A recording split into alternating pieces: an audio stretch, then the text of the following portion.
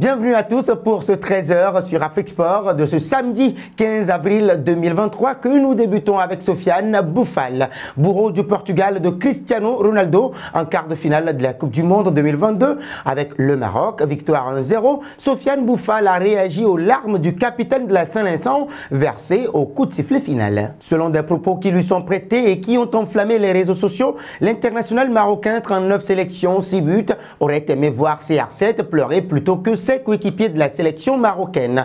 L'ancien du SCO d'Angers serait allé plus loin et aurait même fait son choix entre Ronaldo et Messi. Avec tout le respect que je dois à Ronaldo, j'ai plus aimé le voir pleurer. Je préfère Messi à Ronaldo et le club pour lequel je souhaite jouer est Barcelone, aurait-il affirmé. Et pourtant, l'ailier d'Al Rayyan n'a jamais prononcé de tels propos. Voici ce qu'il a vraiment dit. Avec tout le respect que j'ai pour Cristiano Ronaldo, je préfère qu'il soit celui qui pleure plutôt que nous. On était surtout heureux de notre exploit et on n'a rien calculé autour, peut-on notamment entendre. Rien de bien méchant donc. Un pas auprès de Seko Fofana avant de boucler le recrutement de Renato Sanchez en provenance du LOSC pour 15 millions d'euros l'été dernier. Le Paris Saint-Germain avait longtemps tenté un autre coup en Ligue 1 pour renforcer son milieu de terrain. Seko Fofana, 27 ans. Mais ce dernier, à la surprise générale, avait finalement annoncé sa prolongation jusqu'en 2025 avec le RC Lens.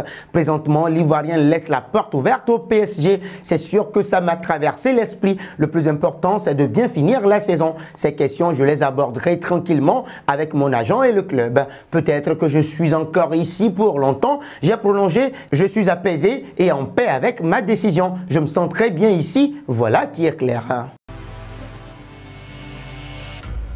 Nous voici arrivés à l'instant quiz avec 3 indices pour connaître notre joueur mystère du jour.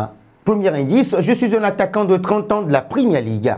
Deuxième indice, j'ai joué pour Hambourg et Leverkusen.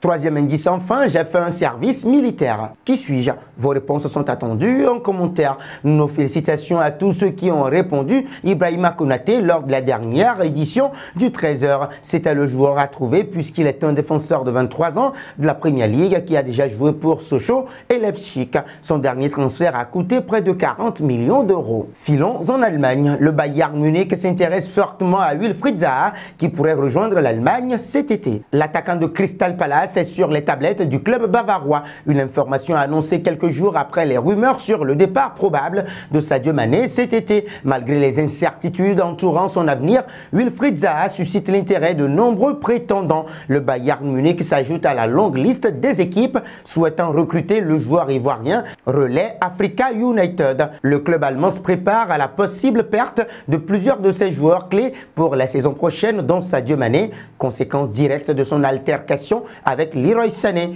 Afin de faire face à cette éventualité, les dirigeants du Bayern Munich ont ciblé plusieurs joueurs pour renforcer leur équipe première, dont Wilfried Zaha. L'attaquant ivoirien qui est en fin de contrat avec Crystal Palace ne voit pas son avenir avec les Eagles.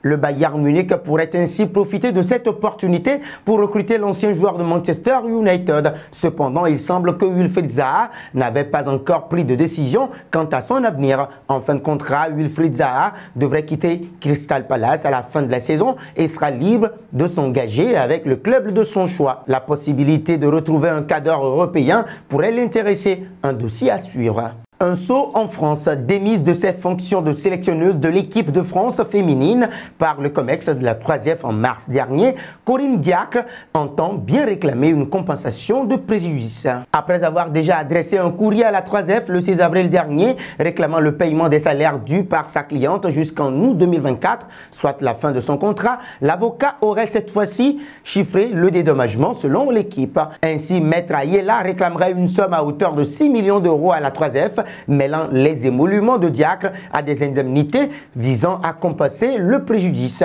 Pour chiffrer l'addition, l'avocat évoquerait aussi la différence de traitement salarial entre sa cliente et Didier Deschamps, sélectionneur de l'équipe de France masculine, mettant en avant l'équité entre les deux. Le quotidien précise également que cette somme pourrait être négociée. Passons en Italie. Une nouvelle bienvenue pour Naples. Écarté des terrains depuis sa blessure aux adducteurs, contractée il y a 15 jours, Victor Osimhen est de retour dans le groupe napolitain pour affronter le Hellas Vérone ce samedi. Si les partenaires pays sont presque assurés d'être champions d'Italie, ce retour du Nigérian intervient juste avant d'affronter le Milan AC en Ligue des Champions mardi. Forfait lors du quart de finale aller perdu face au Rossoneri mercredi à San Siro 0-1. Victor Osimhen, 24 ans, devrait donc bien assurer sa place si aucune rechute n'intervient pour la rencontre retour au stade Diego Armando Maradona mardi soir. Cette saison, l'ancien joueur du LOSC a déjà inscrit 25 buts toutes compétitions confondues et reste en tête du classement des buteurs de Série A.